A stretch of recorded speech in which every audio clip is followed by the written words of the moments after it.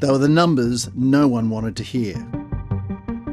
Price rises gathering pace to their highest levels in 6 months, dashing hopes for interest rate relief. What if the Reserve Bank raised interest rates again? Yeah, it's going to affect a lot of young people trying to buy a home. It is going to be hard for my children to buy a house. Yet again, rents were in the spotlight. Is it difficult? Oh yeah, it is very difficult. We are renting a one-bedroom apartment. It's just jumped up 150. Now I think we need to move a bit more west. Rents are one thing that have really gone up dramatically. How's that affecting you? As being a student, it is affecting me a lot. Yeah. As I'm just working 24 hours. Are you struggling to pay the bills? Yeah, of course.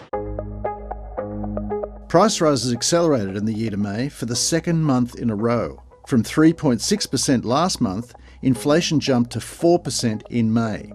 While slightly lower than April, rents in May soared 7.4%. And power, after weakening to 4.2% last month, surged 6.5% in May as energy bill relief tapered off. Fuel also accelerated, from a 7.4% lift in April to 9.3% in May. So we're seeing quite a broad-based uptick in inflation across categories, especially for services prices. And that's a bad sign for the Reserve Bank and also for the government, which is really trying to bring inflation down. So what's your forecast for interest rates then? The RBA Governor, Michelle Bullock, already arguably set up for a rate hike in August after the June meeting, when she highlighted that they were going to be watching inflation in the second quarter very closely. UBS economist Nick Geno isn't overly concerned about a recession. We're not getting a signal from businesses yet that they're going to cut back on hiring. Now, we would have expected that, but we just haven't seen it in the data. And so, provided the labour market doesn't unexpectedly crack, we don't really see a significant risk of a recession. You put out a survey today, the results of a survey.